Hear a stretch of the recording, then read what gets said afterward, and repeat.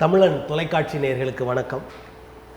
இன்றைய அரசியல் அரங்கம் நிகழ்விற்கு தமிழ்நாடு பால் முகவர்கள் தொழிலாளர்கள் நலச்சங்கத்தின் தலைவர் திருமிகு பொன்னுசாமி அவர்கள் வருகை தந்திருக்கிறார். வணக்கம். வணக்கம். பால் இல்லாமல் உலகமில்லை என்ற ஒரு நிலை இருக்கிறது. பெரும்பாலும் குழந்தைகளுக்கு மிக அத்தியாவசியமான இன்றியமையாத ஒன்று. இந்த துறையில் நீங்கள் ஒரு நலச்சங்கத்தை ஏற்படுத்தி அதை நடத்தி கொண்டு வருகிறீர்கள்.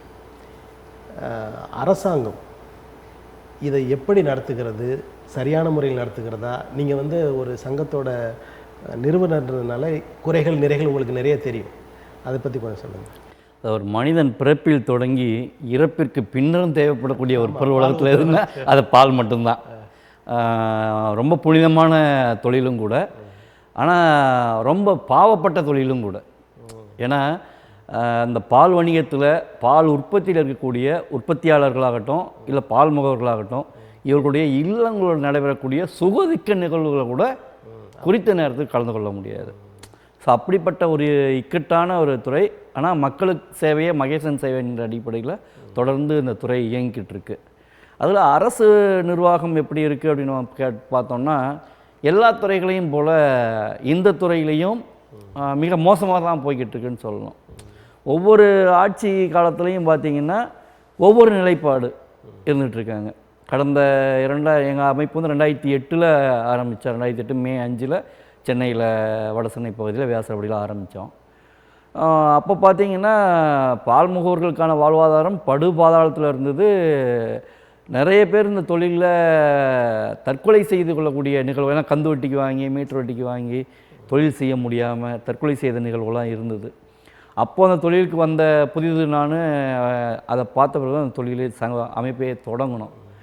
அதன் பிறகு பார்த்திங்கன்னா நம்ம உள்ள அந்த துறையில் போய் ஒவ்வொன்றா பார்க்கும்போது தனியாரில் எப்படி இருக்குது, அரசு துறை ஆவினில் எப்படி இருக்குன்னு பார்க்கும்போது 2006 2011 திமுக ஆட்சி காலகட்டம் ஆவின் நிர்வாகத்தை வளர்த்தெடுக்கக்கூடிய எந்த ஒரு செயலுமே அவங்க செய்யலை. இன்னும் சொல்லப்போனால் இப்போது இருக்கிற நிலைமை அப்போவே இருந்தது. இப்போ 2021 2024 வரைக்குமான திமுக ஆட்சி காலத்தில் எப்படி ஆவின் நிர்வாகம் இருக்கோ அதே மாதிரி இந்த ஆட்சி காலத்திலே ஒரு 3 அமைச்சர் மாறிட்டாங்கன்னு நினைக்கிறேன். ரெண்டு அமைச்சர் மாறி வந்திருக்கிறாங்க. அப்போது மோசமாகலாம் இருந்துச்சு. பால் கொள்முதலில் கவனம் செலுத்துறதில்ல, பால் விநியோகத்தில் சரியான முறையில் கவனம் செலுத்துறதில்ல, அப்படி தான் இருந்தது. அதன் பிறகு அந்த அதிமுக ஆட்சியில் பார்த்திங்கன்னா அவங்க பால் உற்பத்தியிலையும் கொள்முதலையும் கவனம் செலுத்தினாங்க. அந்த ஆட்சியை பல்வேறு விஷயங்கள் நம்ம குறைகள் இருந்தாலும் பால் வளத்துறையை பொறுத்த வரைக்கும் பார்த்திங்கன்னா அம்மையார் ஜெயலலிதா அவர்கள் இந்த பால் உற்பத்தியை எப்படி பெருக்கலாம் அப்படின்னு சொல்லி சிந்தித்ததன் விளைவு கிராம பொருளாதாரத்தை உயர்த்தக்கூடிய வகையில் விலையில்லா கறவை மாடுகள் திட்டத்தையும் அந்த ஆடுகள் விலையில்லா ஆடுகள் கொடுக்கக்கூடிய திட்டத்தையும் கொண்டு வந்தாங்க.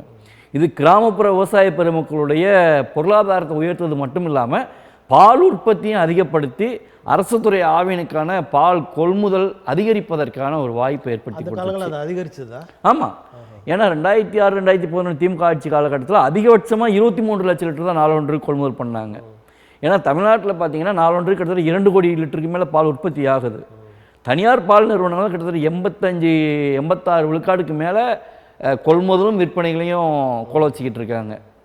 முன்னணி நிறுவனங்களாகட்டும் தனியார் நிறுவனங்களாகட்டும். ஆனால் அரசு துறை ஆவியினர் பற்றி பார்த்திங்கன்னா கிட்டத்தட்ட அப்போதைய திமுக ஆட்சியில் 13-14 விழுக்காடு தான் இருந்துச்சு. அதன் பிறகு வந்த அதிமுக ஆட்சியில் அவங்க பால் கொள்முதல் படிப்படியாக உயர்த்தி கிட்டத்தட்ட ஒரு 2020 ஆட்சியை விட்டு போகும்போது 38.26 லட்சம் லிட்டர் வரைக்கும் வந்தாங்க.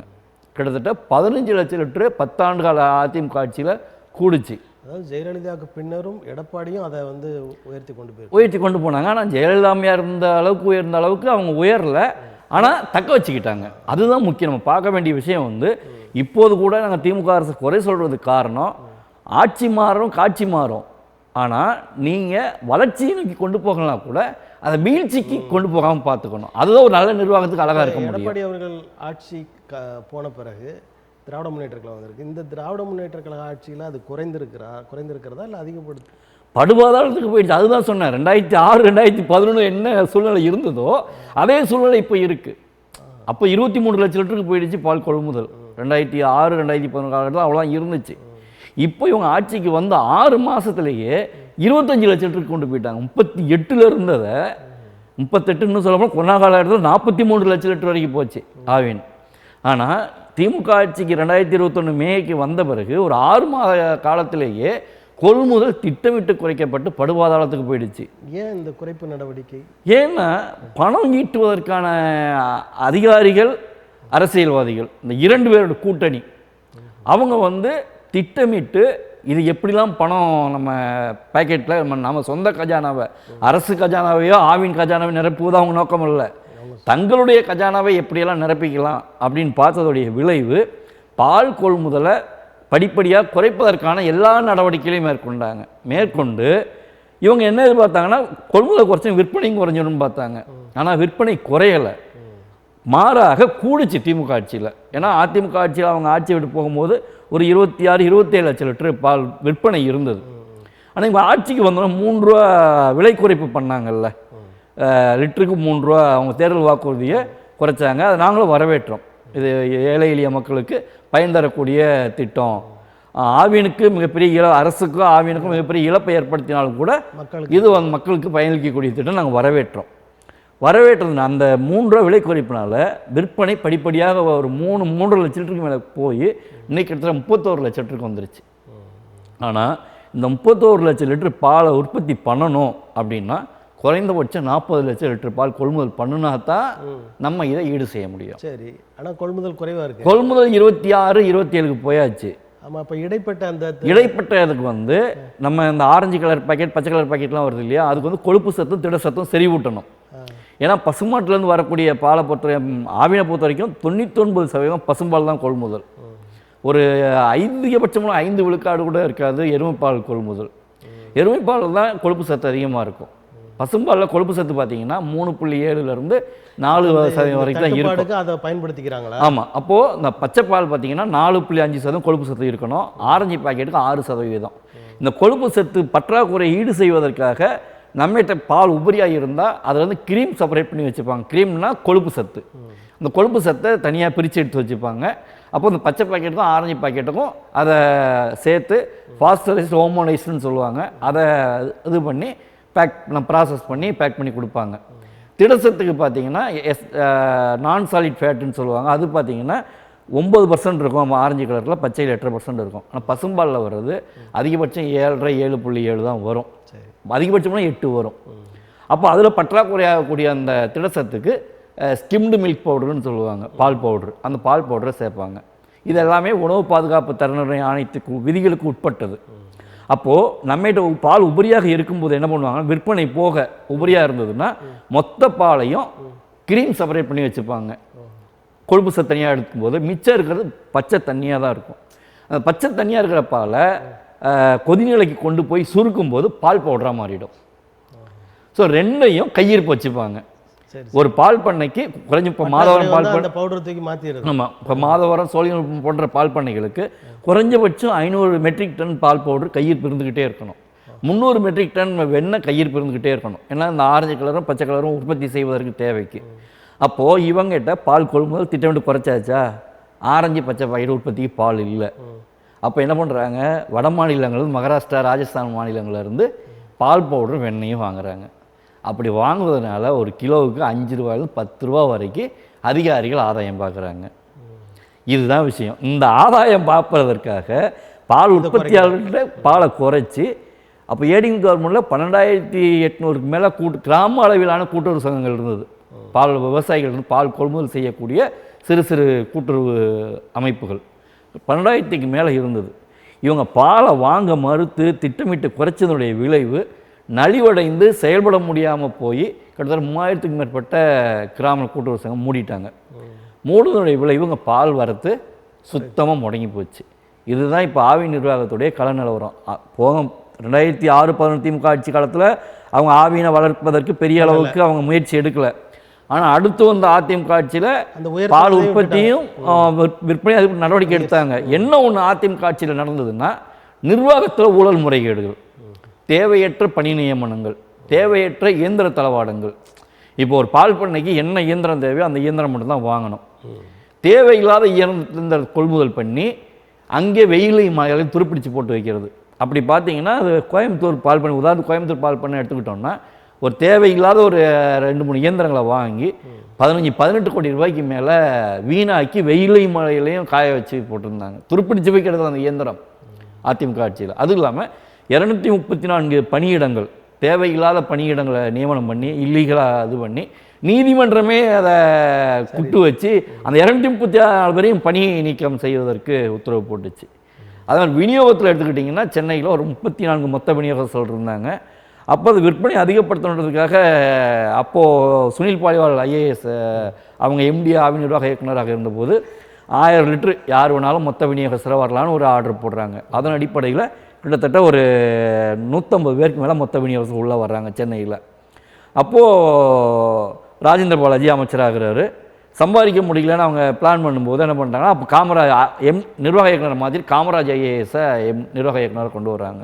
இவங்க 2 பேரும் கூட்டு சேர்ந்து இந்த விற்பனையை இந்த மொத்த விநியோகஸ்தர்கிட்ட வந்து பணம் வாங்கணும்னா எண்ணிக்கை அதிகமாக இருந்தால் லஞ்சம் வாங்க முடியாது. அப்போது எண்ணிக்கையை குறைக்கணும் அப்படின்ட்டு பால் பண்ணைகளில் இருக்கக்கூடிய இவங்களுக்கு சாதகமான மொத்த விநியோகஸ்தர்களை வச்சுக்கிட்டு மற்ற மொத்த விநியோகஸ்தருக்கு நெருக்கடி கொடுக்குறாங்க. அப்படி நெருக்கடி கொடுத்து கிட்டத்தட்ட 150 65 குறைஞ்சது. அந்த 65 என்ன பண்ணுறாங்கன்னா சூப்பர் ஸ்டாக்கிஸ்ட்னு ஒரு முறையை C&Fன்னு சொல்லி ஒரு சிஸ்டமை கொண்டு வராங்க. கொண்டு வந்து அவர்களுக்கு 75 பைசா கூடுதல் லாபம். அவங்க எந்த வேலையுமே செய்ய மாட்டாங்க. அவர்களுடைய வேலை என்னென்னா, இப்போ நீங்கள் தான் ஆல்ரெடி இருக்கக்கூடிய ஒரு பழைய மொத்த விநியோகஸ்தர்னா என்னைய சூப்பர் ஸ்டாக்கிஸ்டாக போட்டு நான் கம்பெனிக்கு ஆவியனுக்கு பணம் கட்டுவேன், அந்த வேலையை மட்டும் தான் செய்வேன். அதுக்கு எனக்கு 75 காசு. நான் நீங்கள் வந்து ஏன்ட்ட தான் பால் எடுத்துக்கணும். ஆனால் ஏன்ட்ட தான் நீங்கள் பணம் கட்டணும். ஆனால் நீங்கள் தான் போய் பால் பண்ணையில் உங்கள் வண்டியை சொந்த வண்டியை போட்டு நீங்கள் பால் எடுத்துக்கணும். கஷ்டப்படுறதெல்லாம் நீங்கள், கஷ்டப்படாமலே பணம் ஆதாயம் அடைகிறது நான். அப்படி ஒரு சிஸ்டத்தை கொண்டு வந்து கிட்டத்தட்ட 35 கோடி ரூபாய்க்கு மேலே அதில் இழப்பை ஏற்படுத்தினாங்க. நாங்கள் அதில் அப்போது மிகப்பெரிய அளவு முறைகேடு நடந்திருக்குன்றது தணிக்கைத்துறையுடைய பால் கூட்டுறவுகள் தணிக்கைத்துறை ஆய்வறிக்கையில் தகவல் வந்து ஒரே ஆண்டில் 100 கோடி ரூபாய்க்கு மேலே முறைகேடு நடந்திருக்குன்றது தகவல் வந்தது. அப்போ அதற்கான தரவுகளோடு அப்போதைய தலைமைச் செயலர் கிரிஜா வைத்தியநாதன் அவர்களை சந்தித்து நடவடிக்கை எடுக்கணும்னு சொல்லி சந்திக்க போனோம், முடியல. முதல்ல எடப்பாடியார் அவர்களை சந்தித்து நடவடிக்கை எடுக்கணும்னு போனோம், அவங்களும் எதுவும் கண்டுக்கல.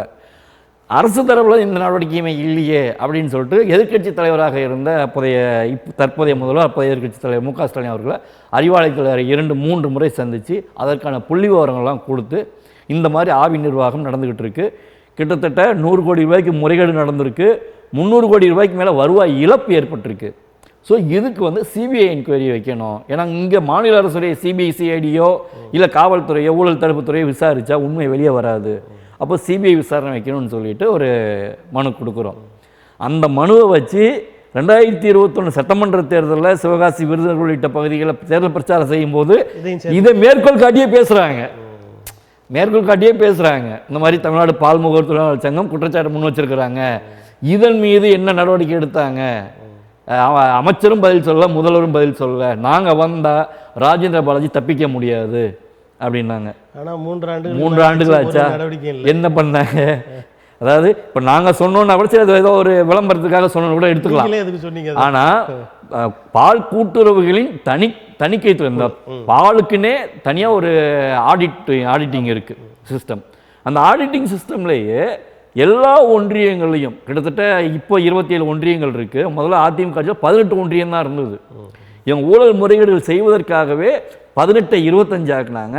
இவங்க வந்து கூட 2 ஆக்கி 27 ஆக்கிட்டாங்க. இந்த 27 நாள் கூடுதல் நிதி சுமை தான் ஆவினுக்கு. அப்போது இதில் மிகப்பெரிய முறைகேடு நடந்தது. இந்த ஆடிட்டிங்கில் அவங்க சொல்கிறாங்க, சுட்டி காட்டுற கடுங்குறைகள்லாம் சொல்கிறாங்க. கடுங்குறை இந்த அதிகாரிகள் தவறு செஞ்சுருக்கிறாங்க, இவங்க வந்து இவ்வளோ முறைகேடு செஞ்சுருக்கிறாங்க அப்படின்னு. ஒவ்வொரு அதிகாரியும் 50 கோடி 100 கோடி சொத்து சேர்த்து வச்சிருக்கிறான். ஆவியில் பணியாற்றிய அதிகாரிகள் அவங்க ராஜ மரியாதையுடைய அவங்களுக்கு வந்து வெளியே அனுப்புகிறாங்க.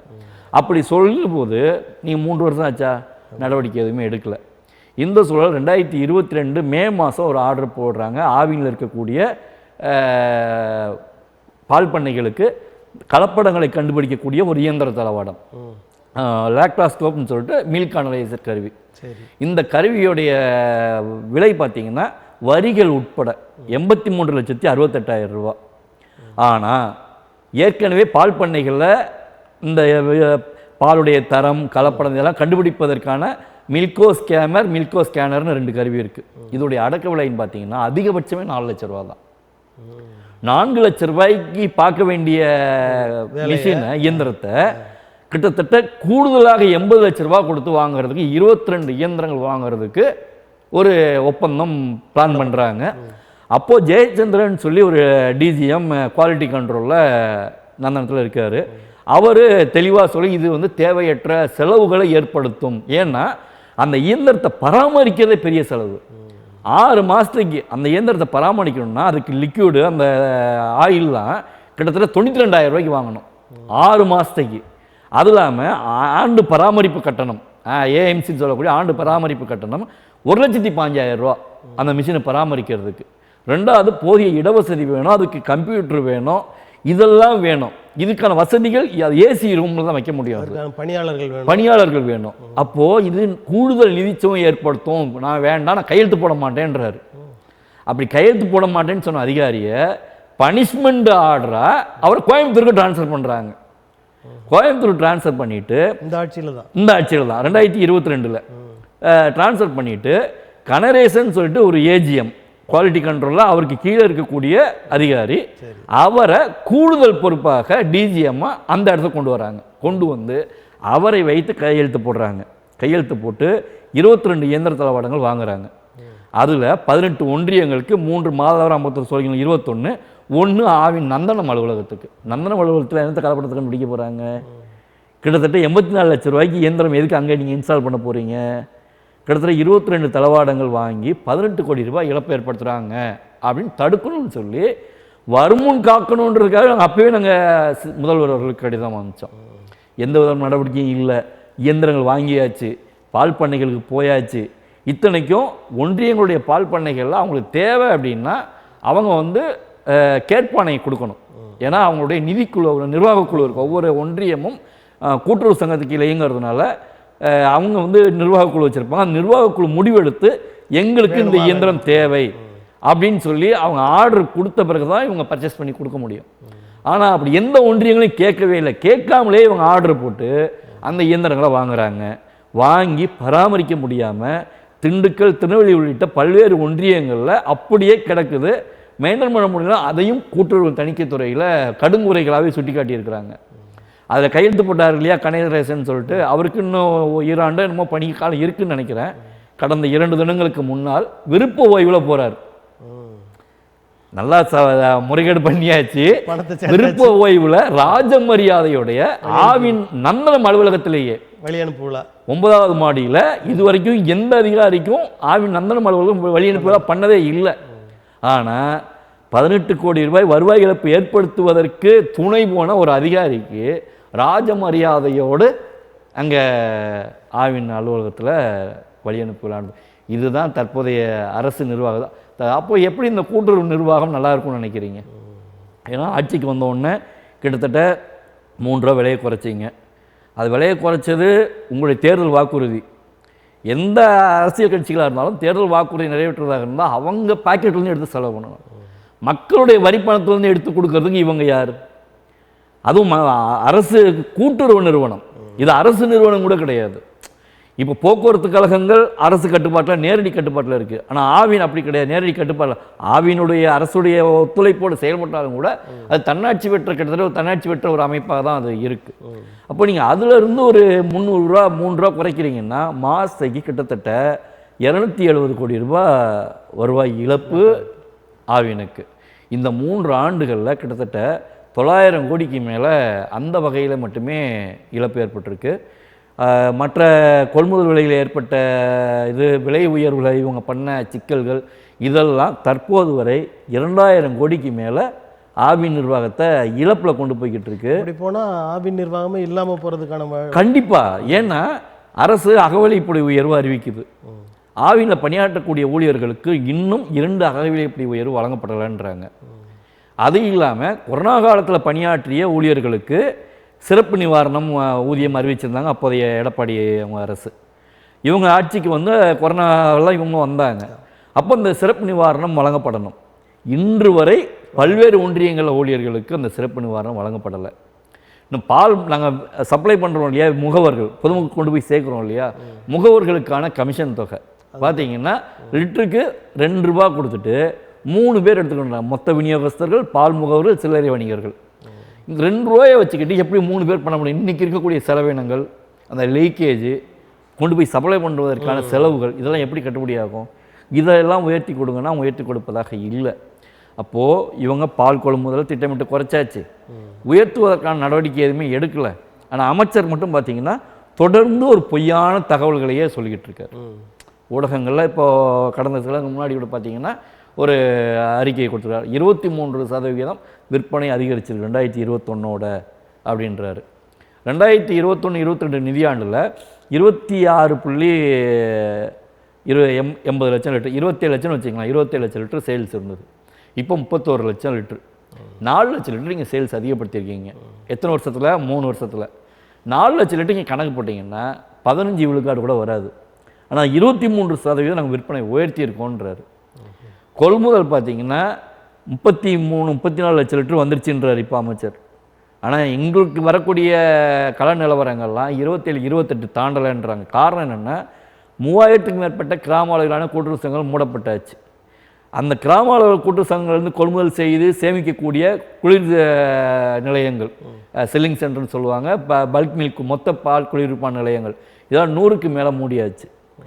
பால் ஊற்றக்கூடிய விவசாயிகளும் கிட்டத்தட்ட 1 லட்சம் பேருக்கு மேலே தனியார் நோக்கி போயிட்டாங்க. 4.25 லட்சம் பேருக்கு மேலே இருந்தவங்க. அரசுக்கு இந்த துறையை தனியார்ட்ட கொடுக்கணுன்ற எண்ணம் வந்துருச்சா? அப்படிதான் எங்களை இப்போ புறப்பாக பார்த்தா அப்படி தான் தெரியுது. ஏன்னா ஆந்திராவில் சந்திரபாபு நாயுடு அவர்கள் முன்னாடி முதல்வராக இருந்தபோது அங்கே விஜயான்றது அங்கே கூட்டுறவு நிறுவனத்துடைய பால். சரி, சந்திரபாபு நாயுடைய குடும்பத்துக்கு ஒரு தனியார் பால் நிறுவனம் இருக்குது. அந்த நிறுவனத்திற்கு சாதகமாக அந்த விஜயாவையே அழிச்சிட்டாங்க, ஒன்றுமே இல்லாமல் பண்ணிட்டாங்க. இந்த ஹெரிட்டேஜ்ன்றாங்களா? அதே தான். அந்த நிறுவனத்துடைய வளர்ச்சிக்காக அந்த மாநிலத்துடைய அரசு கூட்டுறவு நிறுவனத்தையே அழிச்சிட்டாங்க. அப்போது இவங்களுக்குடைய இவங்க குடும்பத்திற்கான ஒரு தனியார் பால் நிறுவனம் இருக்குது, அதை பேர் சொல்ல வேண்டாம். சரி, தனியார் பால் இவங்க குடும்பத்திற்கு ஒரு தனியார் பால் நிறுவனம் இருக்குது, இவங்க குடும்பத்திற்கு உறவினருக்கு. அந்த நிறுவனத்திற்கு சாதகமாக இவங்க பண்ணுறாங்களோ அப்படி என்கிற ஐயப்பாடு தொடர்ந்து எழுந்துக்கிட்டு இருக்கு. ஏன்னா நீங்கள் கடந்த அதிமுக ஆட்சியை நீங்கள் 1000 குறை சொல்லியிருக்கீங்க, ஊழல் முறையீடு குற்றச்சாட்டு சொல்லியிருக்கீங்க. நீங்கள் ஆட்சிக்கு 3 வருஷம் இது வரைக்கும் எந்த அமைச்சர் மீதும் நீங்கள் வழக்கு பதிவு செஞ்சு அவர் சிறையில் வச்சதா இல்லை. ஆனால் மாற்றிருக்கீங்க. ஆனால் செந்தில் பாலாஜி அவர்கள் மட்டும்தான், அதுவும் மத்திய அரசு அமலாக்கத்துறை அவங்க தான் பண்ணியிருக்காங்க. நீங்கள் அவர் மேலே நீங்கள் குற்றச்சாட்டு சொன்னவங்க தான். நீங்கள் உங்கள் நீங்கள் கொடுத்த புகாரின் அடிப்படையில் அவர் கைது செஞ்சுருக்காங்க. ஆனால் நீங்கள் அவரை இங்கே தமிழ்நாடு சார்ந்து எதுவும் நடவடிக்கை எடுக்கல. ஆனால் நீங்கள் புகார் கொடுத்ததுமே நீங்களே நடவடிக்கை எடுக்கல. ஆனால் மத்திய அரசு நடவடிக்கை எடுத்தால் மட்டும் பழிவாங்கும் நடவடிக்கைன்றீங்க. அப்போது நீங்கள் எதிர்க்கட்சியாக இருக்கும்போது கடந்த ஆட்சியாளர்களை நீங்கள் குறை சொன்னீங்க.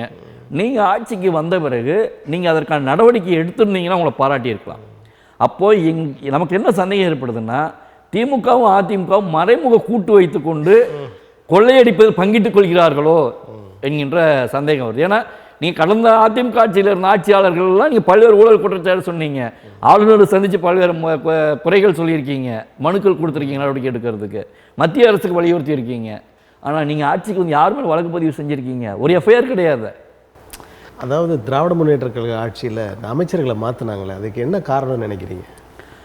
அவங்களுக்கு வர வேண்டிய பங்கு கொடுத்துருக்க மாட்டாங்க அமைச்சர்கள். ஏன்னா துறை மீது அக்கறை இருக்கிறவங்களா இருந்தால் அதற்கேற்றவங்கள போட்டிருப்பாங்க. நிதித்துறையில் இருந்த பிடிஆரை தூக்கி ஒன்றுமே இல்லாத தகவல் தொடர்பு போட்டாங்க. நாங்கள் பிடிஆர் எங்களுக்கு கொடுங்கன்னு கேட்டோம். நாசர் அவர்கள் பால்வளத்துறையை பார்க்கும்போது அந்த 3 ரூபா விலை குறைப்பு பண்ணாங்கல்ல, 3 ரூபா விலை குறைப்பு பண்ணதை பிடிஆர் அவர்கள் விமர்சனம் பண்ணாங்க. ஏன்னா ஏழை எளிய மக்கள் பயன்படுத்துறது குறைஞ்ச விலையுள்ள பால் தான் பயன்படுத்துவாங்க, அதுக்கு மட்டும் விலையை குறைச்சிருக்கலாம். அந்த நீல கலர் பாக்கெட் வருது இல்லையா, அதுக்கு மட்டும் குறைச்சிருந்தா பெரிய அளவுக்கு அரசுக்கு இழப்பு ஏற்பட்டிருக்காது, சேர்ந்துருக்கும்.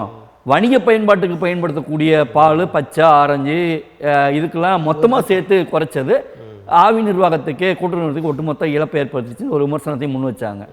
அது சரியான பார்வையும் கூட. ஏன்னா முதல்ல பால் கொள்முதல் எல்லாருமே ஒரு நல்ல மனிதர் அல்லது திறமையான மனிதர். ஆமாம், ஏன்னா அவர் நிறைய பொருளாதார சார்ந்து நிறைய படிப்புகள் படிச்சிருக்காங்க, அது சார்ந்த அனுபவங்களும் நிறைய இருக்குது. நிர்வாகத்தை சீர்படுத்துவதற்கான செம்மைப்படுத்துவதற்கான சூழலும் இருக்குது. அவருக்கு முக்கியத்துவம் கொடுக்கறத கொஞ்சம் குறைக்கிறாங்களே. ஆமாம், அப்புறம் அவர் முக்கியத்துவம் கொடுத்தா அவருக்கு பேர் கிடச்சிருச்சுன்னா அப்புறம் இவங்களுக்கு எப்படி பேர்?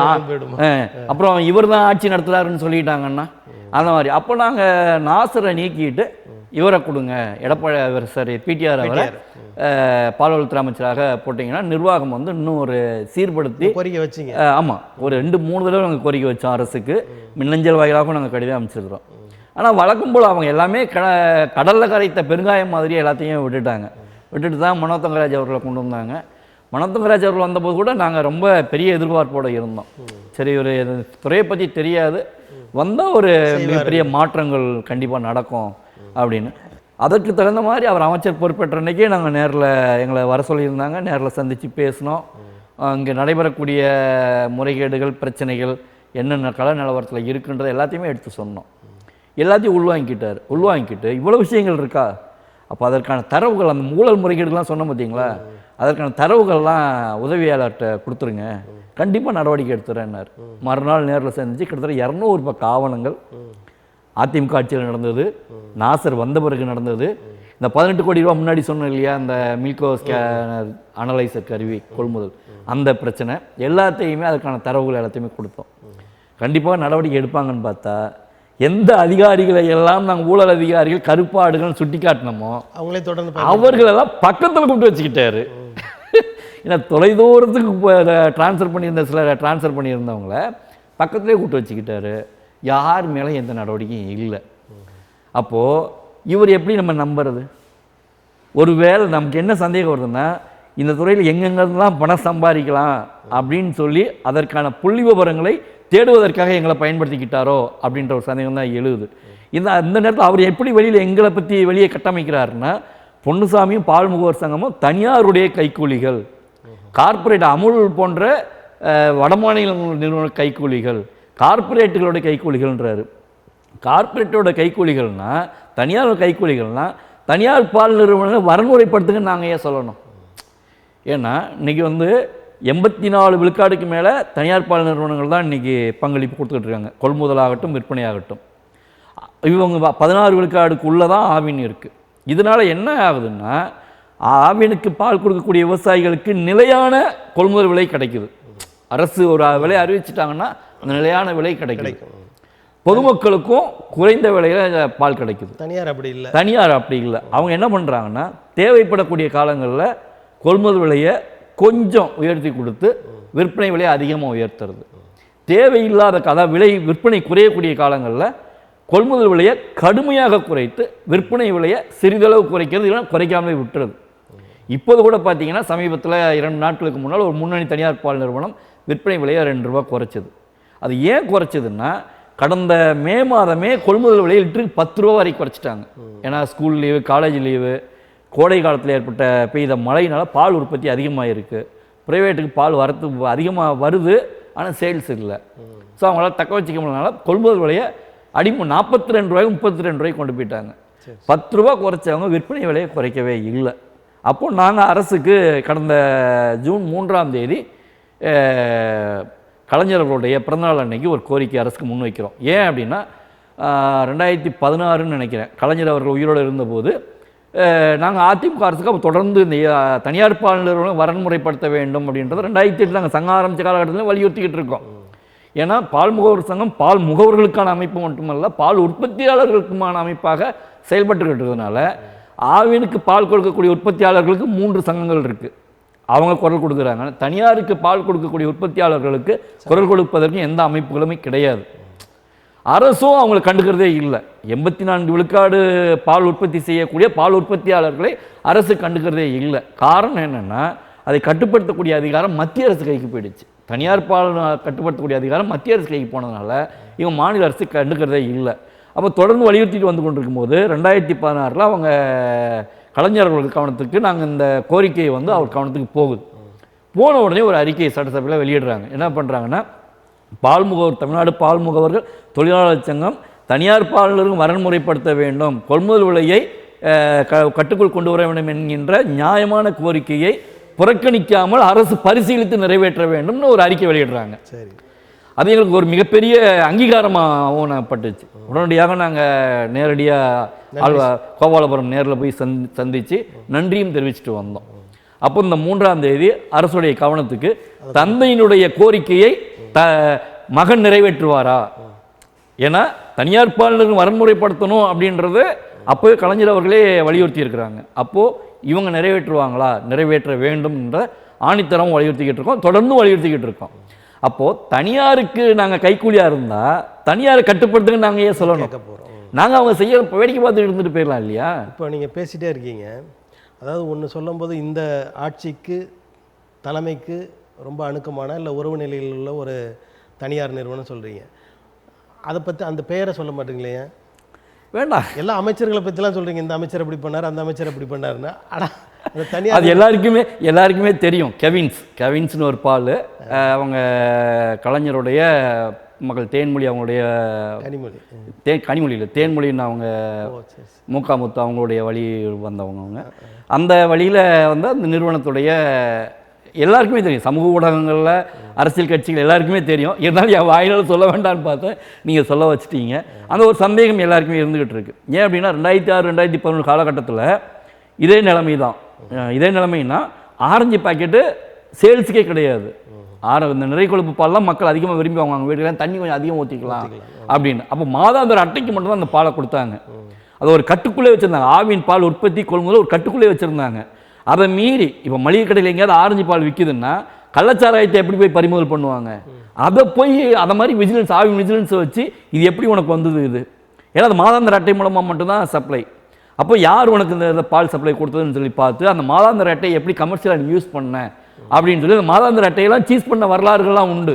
கிட்டத்தட்ட 1000 லிட்டர் 2000 லிட்டர் பாலை சீஸ் பண்ணிட்டு பால் முகவர்களுக்கு அந்த பணத்தை திருப்பி கொடுக்காம மோசடி பண்ண நிகழ்வுகள்லாம் ஆவி நிர்வாகத்தில் நடந்தது. இப்போ தமிழ்நாட்டில் வந்து மொத்த உற்பத்தி கொள்முதல் விற்பனையில் 15 விழுக்காடு மட்டும்தான் அரசுக்கிட்ட இருக்கா? ஆமாம், மற்ற எல்லாமே தனியார். ஆமாம், அதுதான் சொல்லிக்கிட்டு இருக்கோம். தொடர்ந்து அவங்க அதிமுக ஆட்சியிலையும் நாங்கள் தொடர்ந்து சொல்லி அவங்க படிப்படியாக கொள்முதல் உயர்த்தி 43 லட்சத்துக்கு வரைக்கும் வந்தாங்க.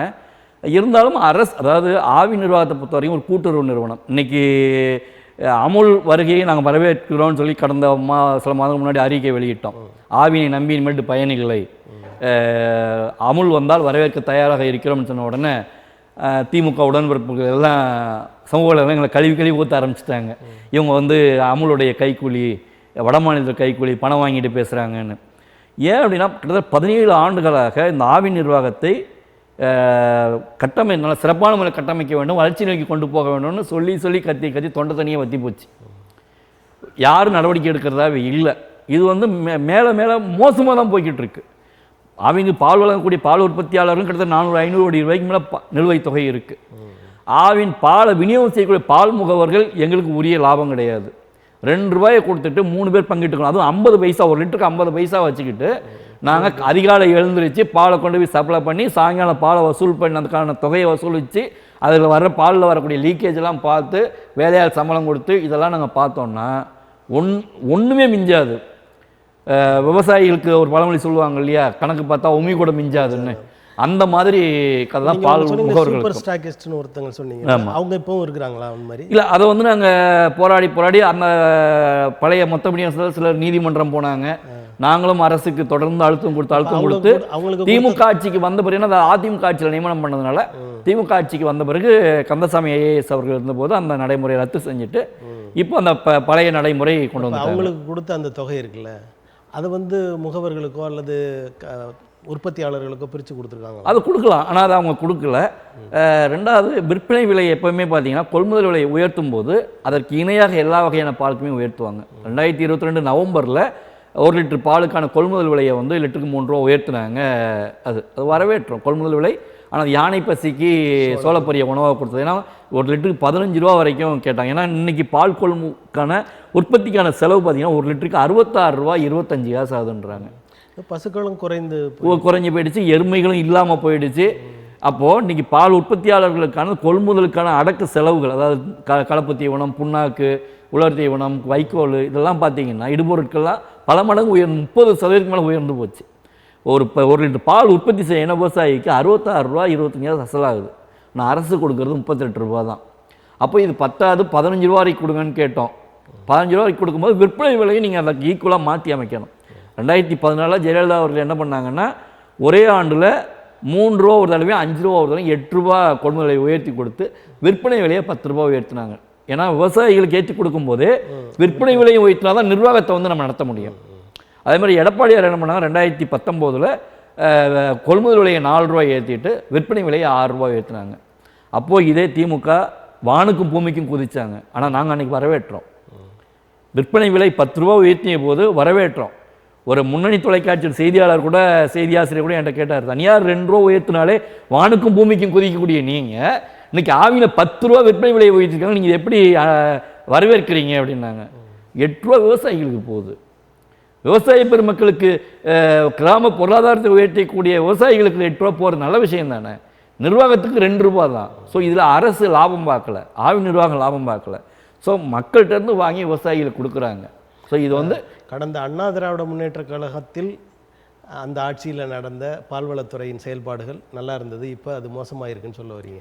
ஆமாம், அதாவது 2 விதமாக நம்ம பார்க்கணும். பால் கொள்முதல் விற்பனை ஒன்றும், நிர்வாகம் இதுவும் பார்க்கணும். நிர்வாகம்னு பார்த்தோம்னா அதிமுக ஆட்சியில் படுமோசமாக இருந்தது. படுமோசமான ஊழல் முறைகேடுகளுடைய பிறப்பிடமாக அமைச்சர்களும் அதிகாரிகளும் தேவை. முன்னாடி சொன்ன மாதிரி ஒன்றியங்கள் வந்து 18 ஒன்றியங்கள் தான் இருந்தது. இதை வந்து பணியிடங்கள் அதிகமாக போடணுன்றதுக்காக 25 ஆக்குனாங்க. 7 ஒன்றியங்கள் அதிகப்படுத்தாங்க. குறிப்பாக சொல்லப்போனால் மதுரை ஒன்றியத்தை பிரித்து ஓபிஎஸ் அவருடைய தம்பி ராஜாவுக்காக தேனி ஒன்றியம் கொண்டு வந்தாங்க. அது மாதிரி கோவை ஒன்றியத்தை பிரித்து திருப்பூர் ஒன்றியம் கொண்டு வந்தாங்க.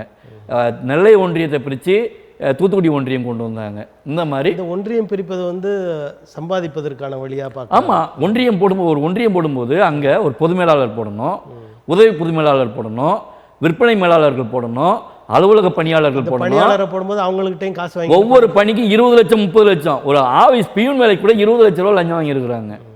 அப்படி பணி நியமனங்கள் செய்வதற்காக ஒன்றியங்களை பிரித்தா. அது இல்லாமல் அந்த ஒன்றியங்களுக்கு சேர்மன் போஸ்ட்டு போடுவாங்க, பெருந்தலைவர்னு போடுவாங்க. அது ஆளுங்கட்சி சார்பில் ஆளுங்கட்சி பிரமுகர்களை நியமனம் செய்வாங்க. அந்த சேர்மன் வந்து உங்களுக்கு சம்பளம் இல்லாத வேலை. ஆனால் அரசு தரப்பு வந்து ஒரு கார் கொடுத்துருவாங்க, ஓட்டுநரும் டீசல் செலவும் கொடுத்துருவாங்க.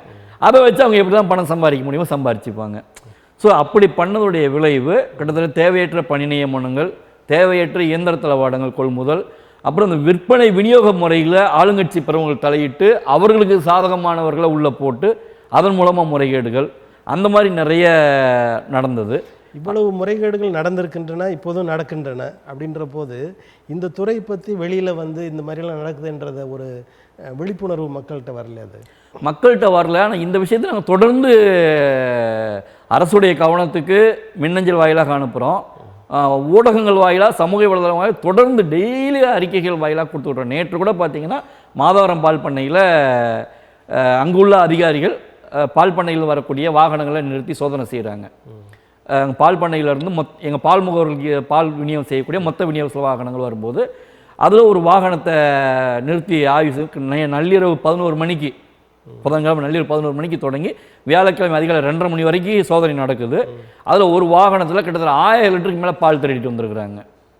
திருடிட்டு வந்த தகவல் உடனடியாக எங்களுக்கு வரலனாலும் தாமதமாக கிடைக்குது. முகவர்களா? மொத்த விநியோகஸ்தருடைய வாகனம், விநியோக வாகனம். ஏன்னா அவங்க தான் எங்கள் முகவர்களுக்கு சப்ளை பண்ணுறாங்க. ஸோ வெளியே வரும்போது அது கண்டுபிடிச்சிடுறாங்க. கண்டுபிடிச்ச உடனே அந்த மாதவரம் பால் பண்ணையே ஒரு மொத்த விநியோக குடும்பமே கட்டுப்பாட்டில் வச்சிருக்கு. எந்த அரசு ஆட்சியில் இருந்தாலும் ஆளுங்கட்சி அவங்க வந்து எந்த அரசுக்கு முத்திரம் வச்சுக்க மாட்டாங்க. எந்த அரசு ஆட்சியில் இருந்தாலும் அவர்களை தங்கள் பாக்கெட்டுக்குள்ள வச்சுப்பாங்க. யார் அமைச்சராக வந்தாலும், அமைச்சராக வந்த உடனே 10 லட்சம் 15 லட்சம் அவங்க வீட்டு வாசலில் கொண்டு போய் வச்சுட்டு வந்துருவாங்க. ஒரே குடும்பம் தான். அங்கே ஒரு அண்ணன் தம்பி 3 பேர் மாதவரம் பால் பண்ணையை தங்களுடைய கட்டுப்பாட்டுக்குள்ள வச்சிருக்கிறாங்க. அப்போது அந்த ஒரு வாகனம் பிடிபடுது. அதில் 1000 லிட்டருக்கு மேலே பால் பாக்கெட்டை மாற்றி, அதாவது குறைந்த விலை உள்ள பாலுக்கு அதிக விலை உள்ள பாலை ஏற்றிட்டு வராங்க. அது இல்லாமல் கூடுதலாக 200 லிட்டருக்கு மேலே பால் பாக்கெட்டுகளும் இருக்குது. இது இருக்குன்றத ரீசெக்கிங்கில் தெரிஞ்ச உடனே அங்கே உள்ள மற்ற அதிகாரிகள் ஓடி வந்து யார் வண்டின்னு தெரியாமல் நீ பாட்டுக்கு அதை மடக்கி சோதனை பண்ணிக்கிட்டு இருக்க, ஏற்றி அனுப்புன்னு சொல்லி ஏற்றி அனுப்பிச்சிட்டு இருக்காங்க. எந்த நடவடிக்கையுமே இல்லை. இது நேற்று எங்களுடைய கவனத்துக்கு வந்த உடனேயே நேற்று முதல்வர் அவர்களுக்கு நடவடிக்கை எடுக்கணும்னு சொல்லி மின்னஞ்சல் வாயிலாக அமைச்சிருக்கிறோம். ஆனால் இதுவரைக்கும் எந்த விதமான நடவடிக்கையும் இல்லை. ஏன்னா அந்த ரீசெக்கிங் பண்ணும்போது ஒரு பாக்கெட் எக்ஸஸாக வந்தால் கூட அந்த வண்டியுடைய ஓட்டுநரை ஒரு மாதம் அந்த பால் பண்ணைக்குள்ள வரக்கூடாதுன்னு சொல்லி பிளாக் லிஸ்ட்டில் வச்சுருவாங்க. ரெண்டாவது அப்படி ஏற்றி வந்த அந்த விநியோக வாகனத்தை அந்த விநியோக வாகனத்தையும் பிளாக் லிஸ்ட்டில் வச்சு பால் பண்ணைக்குள்ள வரக்கூடாதுன்னு சொல்லி அனுப்பிச்சிருவாங்க. அது இல்லாமல் அந்த மொத்த விநியோகஸ்தருக்கு வந்து ஒரு பாக்கெட்டுக்கு கிட்டத்தட்ட 10-20 மடங்கு 20 ரூபா பாலுன்னா 10 மடங்கு ஃபைன் போட்டு அவருக்கும் ஃபைன் போடுவாங்க. ஆனால் நேற்றைய தினம் எதுவுமே நடக்கலை. அதே விநியோக வாகனம் இன்றைக்கும் போய் பால் ஏற்றிட்டு வந்திருக்குது. இது இன்னைக்கு நேற்றையில் பல மாதங்களாக பல ஆண்டுகளாக தொடர்கதையாக அந்த பால் பண்ணையில் நடந்துக்கிட்டு இருக்கு. ஸோ இதெல்லாம் கண்டுபிடிச்சு நடவடிக்கை எடுக்க வேண்டிய அதிகாரிகள் ஆட்சியாளர்கள் யார் வந்தாலும் அமைச்சரை சரி கட்டிக்கிட்டு அவங்க வந்து எந்த நடவடிக்கையும் எடுக்காமலே இருக்காங்க கட்டிட்டு இருக்காங்க. அப்புறம் எப்படி இந்த நிர்வாகம் பால்வளத்துறை நல்லா இருக்கும்? இப்போ பால்வளத்துறையில் பசுக்கள் குறைந்து விட்டன, அதை பராமரிக்கிறவர்கள் அதை பராமரிக்கிறதில்ல. ஒரு இனத்தை சார்ந்த ஒரு சாதியை சார்ந்த ஒரு அந்த கூட்டம் வந்து முதல்ல பசுக்கள்லாம் வளர்த்தாங்க, பால் கொடுத்தாங்கலாம் சொல்கிறாங்க. அதெல்லாம் இப்போ விட்டு போயிட்டாங்களா? இப்போ அதாவது எந்த ஒரு தொழிலுமே முன்னாடி தான் குலத்தொழில்னு சொல்லுவாங்க. இந்த தொழிலாம் இவங்க தான் செய்வாங்க, மளிகை கடனா நார் தான் வைப்பாங்க, அந்த தொழில் அந்த தொழில் அவங்க தான் பண்ணுவாங்கன்னு. ஆனால் இப்போதைய இந்த விஞ்ஞான வளர்ச்சிக்கு பிறகு எல்லாருமே எல்லா தொழிலுமே செய்ய முடியுன்றத நிரூபித்து வந்துட்டு இருக்காங்க. ஒரு மாடு 2 மாடு வச்சு பால் உற்பத்தி செஞ்சு தொழில் செஞ்சவங்களாம் நிறைய பேர் இது போன்ற விஷயங்கள்னால போதிய விலை கிடைக்கல அப்படின்றதுனால நிறைய பேர் அந்த தொழிலையே விட்டுட்டு போயிட்டாங்க. ஆனால் கார்பரேட்டாக மாறிய பிறகு வணிகம் மாறிய பிறகு 50 மாடு 100 மாடு 200 மாடு 300 மாடு வச்சு பால் பண்ணைகள் வச்சு பால் உற்பத்தி செய்யக்கூடிய காலகட்டங்கள் இன்றைக்கி மாறிட்டு வந்துகிட்டு இருக்கு. குறிப்பாக சொல்லணும்னா ஜல்லிக்கட்டு போராட்டத்திற்கு பிறகு நாட்டு பசும்பால் விற்பனை செய்வதில் ஒரு விழிப்புணர்வு வந்து நிறைய பேர் வந்து கிராமங்களில் பால் பண்ணைகள் படித்த இளைஞர்கள் கூட இன்னைக்கு மாடு வச்சு தொழில் செய்யக்கூடியனா பாலாக விற்பனை செய்வதோட உபபொருட்களை மதிப்பு கூட்டு பொருளாக விற்பனை செய்யும்போது கூடுதல் லாபம். தயிர், நெய், வெண்ணெய், சீஸு இந்த மாதிரியான பால் சார்ந்த உபபொருட்கள் விற்கும்போது கூடுதல் லாபம் கிடைக்குது. இந்த விஞ்ஞான தொழில்நுட்பம்லாம் உள்ளே வந்துடுறதுக்கு முன்னாடி பசுக்கள் வந்து காலார நடந்து மேய்ஞ்சிட்டு வரும், அது ஒரு அந்த பால் வந்து தரமாக இருக்குன்னு சொல்லுவாங்க. ஆனால் இப்போ ஒரு இடத்துல கட்டி வச்சு பால் பண்ணைன்னு வச்சு ஏதாவது ஒரு இவங்க விருப்பத்துக்கு ஏதாவது ஒரு உணவை போட்டு இந்த பாலோட தரம் எப்படி இருக்குன்னு நினைக்கிறீங்க? அதாவது எதுவுமே நம்ம இயற்கைக்கு மாறாக செய்யும்போது கண்டிப்பாக அது சைடு எஃபெக்ட் உண்டு பண்ண தான் செய்யும். ஏன்னா நீங்களே சொன்னீங்க காலார நடந்து போகும்போது அது சாணம் போடும்போது அது புல்லுக்கு உரமாகும், பயன் நிறையா இருக்கு. புல்லுக்கு நிறைய உரமாகும், அதோட சிறுநீர் புல்லுக்கு உரமாகும். ஆனால் இங்கே ஒரே இடத்துல கட்டி வைக்கிறதுனால அந்த சிறுநீரும் சாணமும் ஒன்று சாக்கடையில் போய் கலந்து வீணாக போகும். ரெண்டாவது மாடு ஒரே இடத்துல நின்றுட்டு இருக்கும்போது நோய் தொற்று கிருமி ஏற்படும். நோய் தொற்று கிருமி ஏற்படும் போது அதற்கு ஊசி போடுவதற்கான மருந்து மாத்திரை கொடுப்பதற்கான வாய்ப்புகள் இருக்கு.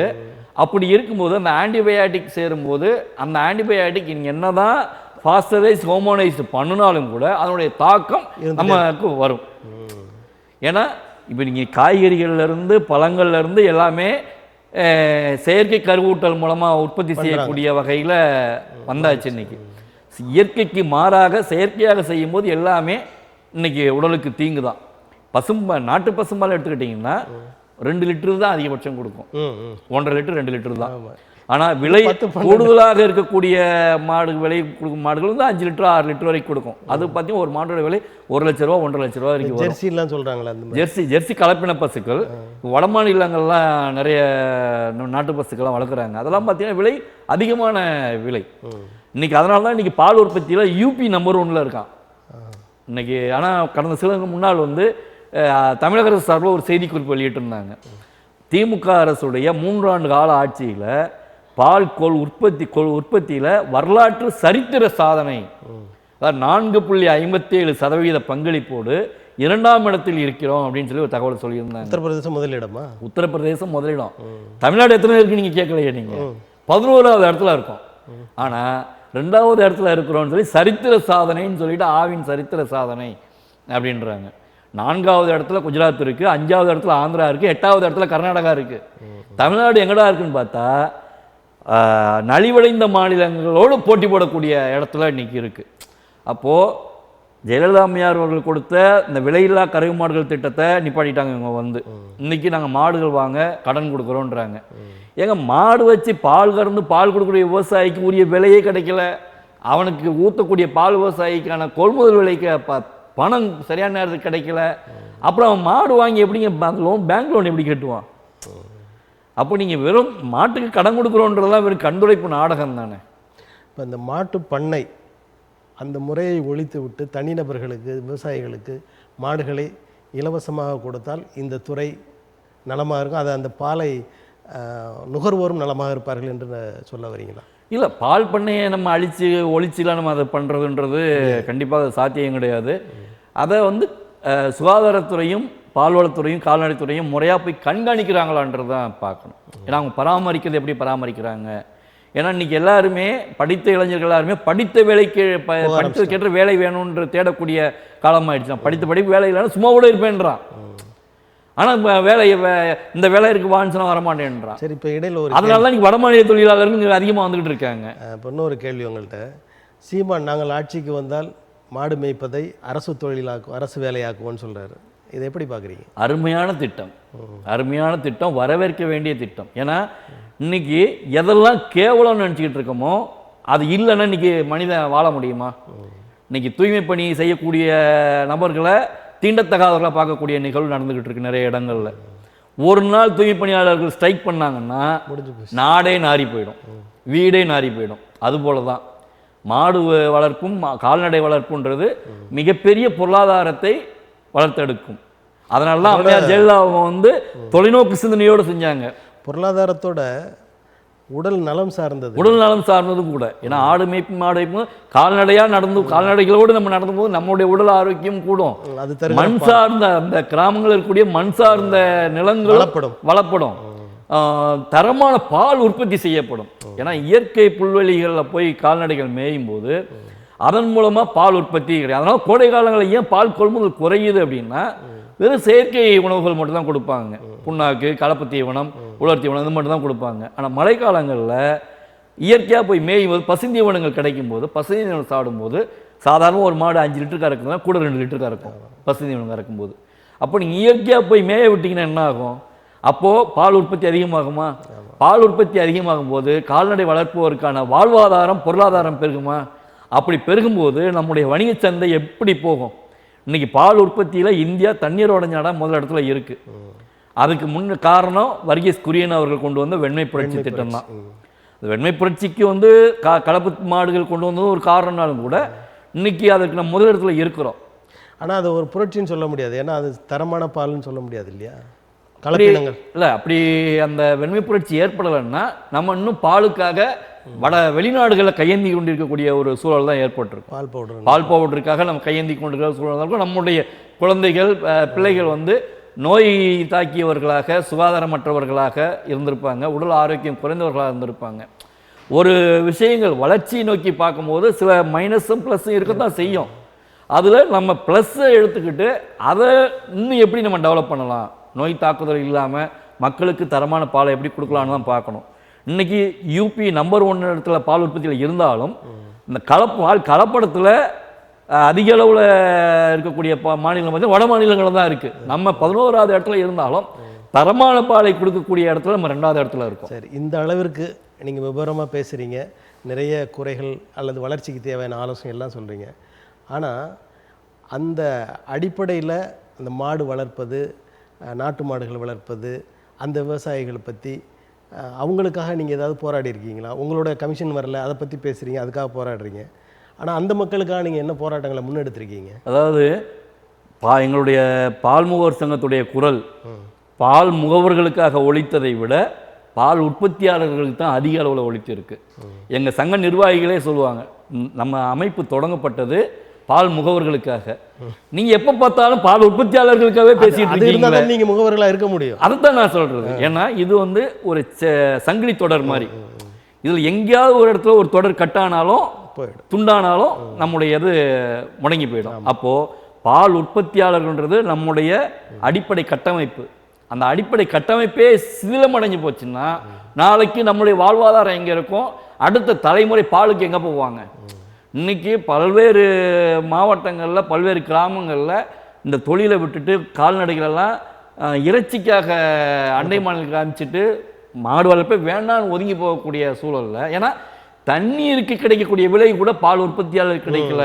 ஏன்னா 1 லிட்டர் தண்ணியே 20 ரூபா 25 ரூபா. ஆனால் பல்வேறு கிராமங்களில் இன்றளவும் 20 ரூபாய்க்கு கூட கொள்முதல் செய்யாத ஒரு சூழல் இருந்துக்கிட்டு இருக்கு. அப்போ 20 ரூபாய்க்கு கூட பால் கொள்முதல் விலை கிடைக்கலன்னா அந்த விவசாயி மாடு வச்சு எப்படி வளர்ப்பாங்க?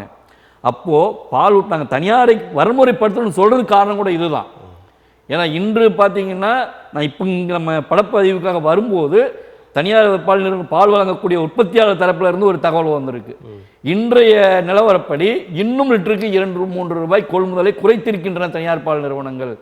இதன் காரணமாக தனியாருக்கு பால் வழங்கக்கூடிய லட்சக்கணக்கான பால் உற்பத்தியாளர் பாதிக்கப்படுவாங்க அப்படின்னு. ஆனால் அவங்க கோடிகளில் லாபம் ஈட்டிகிட்டு இருக்காங்க தனியார் பால் நிறுவனங்கள். ஸோ அவங்க வந்து மக்களை பற்றியோ பால் முகவர்களை பற்றியோ சிந்திக்க தயாராக இல்லை. முழுக்க முழுக்க அவர்களுடைய கஜானா நிறையணும். அரசு நிர்வாகக்கூடிய அதிகாரிகள் அரசியல்வாதிகள் அவருடைய கஜானா நிறையணும்னு ஒரு பக்கம் பார்க்குறாங்க, ஆவி நிர்வாகம் நல்லா இருக்கணும்னு பார்க்கல. இந்த பக்கம் இருக்கிறவங்க தனியார் வந்து அவங்களுடைய கஜானா மட்டும் நிறையன்னு பார்க்குறாங்க. நாங்கள் ரெண்டையுமே சரி செய்யணுன்றதுக்காக தொடர்ந்து குரல் கொடுத்துக்கிட்டு இருக்கோம். ஒன்று ஆவி நிர்வாகமும் சரியாக இருக்கணும், தனியாரும் சரியாக இருக்கணும்னா ஒட்டுமொத்த பால்வளத்துறையுமே அரசு கட்டுக்குள் கொண்டு வந்தால் மட்டும்தான் இது சரி செய்ய முடியும். உங்களுடைய பேச்சின் மூலம் பல உண்மைகள், மாற வேண்டிய செயல்பாடுகள்லாம் நிறைய இருக்குது. இது அரசு கவனித்து நடவடிக்கை என்று நம்புவோம். தாங்கள் இவ்வளவு நேரம் இந்த செய்திகளை தந்தமைக்கு தமிழன் தொலைக்காட்சி சார்பில் உங்களுக்கு மனம் கடிந்த நன்றி. பால்வளத்துறை குறித்த பல்வேறு விஷயங்கள் பேசுவதற்கான ஒரு களத்தை அமைத்து தந்த தமிழன் தொலைக்காட்சி நிர்வாகத்திற்கும் உங்களுக்கும் நெஞ்சார்ந்த நன்றி. நேயர்களே, வேறொரு நிகழ்வில் இன்னொரு ஆளுமையுடன் சந்திப்போம். வணக்கம்.